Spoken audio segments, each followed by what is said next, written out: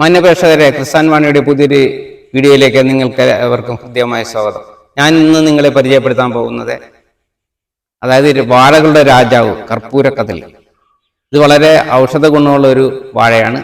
ഇത് ഞാനൊരു 6 മാസം മുന്നേ ഒരു ടിഷ്യൂ കൾച്ചർ വാഴ വാങ്ങി വെച്ചതാണ്. ടിഷ്യൂ കൾച്ചർ വാഴ കൊണ്ടുവന്ന് കുറച്ച് ചാണകപ്പൊടിയും ട്രൈക്കോട്ടർമയും കൂടി മിക്സ് ചെയ്ത് അങ്ങനെ വാഴ വെച്ചതാണ്. പക്ഷെ ഇപ്പോൾ ഈ വാഴ കുലച്ചിട്ട് ഇപ്പോൾ ഒരാഴ്ചയായി.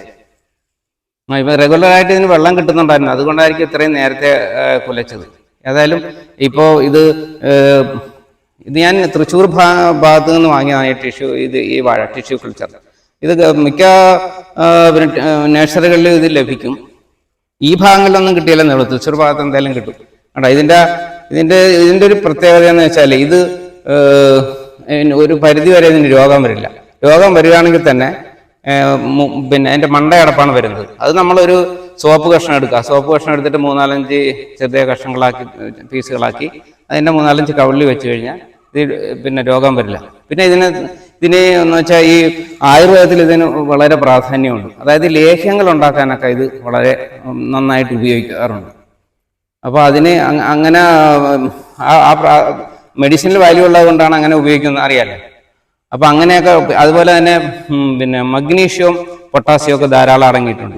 BP കുറയുന്നതിന് നല്ലതാണ്. അതുപോലെ തന്നെ ഈ കൈകാൽ മരവിപ്പ് അങ്ങനെയുള്ള ഇതിനൊക്കെ വളരെ നല്ലതാണ്. അപ്പൊ ഇത് ഈ പച്ചമരുന്ന് കടകളിലാണ് ഈ പഴം കിട്ടാറുള്ളത്. കൂടുതലും മരുന്നിനാണ് ഉപയോഗിക്കുന്നത്, ലേഹ്യത്തിനൊക്കെയാണ് കൂടുതലായിട്ട് ഉപയോഗിക്കുന്നത്. പക്ഷേ ഇതിന്റെ ഇല എന്ന് പറഞ്ഞു കഴിഞ്ഞാൽ നമുക്ക് വലിയ ഗുണമുള്ള ഇല അല്ല. കാരണം എന്ന് വെച്ചാൽ ഇത് ഇല പൊട്ടിപ്പോവും. മറ്റുള്ളത് പോലെ ഫ്ലെക്സിബിൾ ആയിട്ടുള്ള ഇലയല്ല, കുറച്ച് ഹാർഡായിട്ടുള്ള ഇലയാണ്.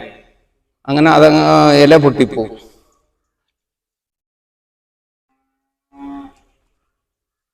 എന്താ, ഇത് എത്ര വലുതായാലും ഇതേമാതിരി ഇങ്ങനെ വളഞ്ഞു തന്നെ ഇരിക്കും.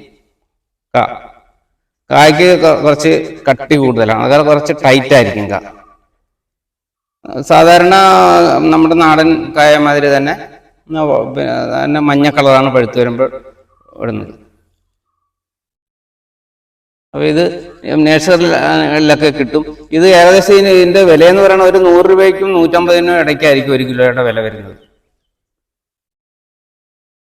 പച്ചമരുന്ന് കടകളിൽ ലഭിക്കും. അപ്പൊ നിങ്ങൾ ഇത് എല്ലാവരും ഓരോന്ന് വാങ്ങിച്ച്, കാണുന്നവരെല്ലാവരും ഓരോന്ന് വാങ്ങിച്ച് പരീക്ഷിച്ച് നോക്ക്. അപ്പൊ നമുക്ക് റെഗുലറായിട്ട് ഇതിന്റെ കുല ലഭിക്കും, റെഗുലറായിട്ട് ഇതിന്റെ പഴം കഴിക്കാൻ പറ്റും. നമ്മുടെ ആരോഗ്യം സംരക്ഷിക്കാൻ സാധിക്കും.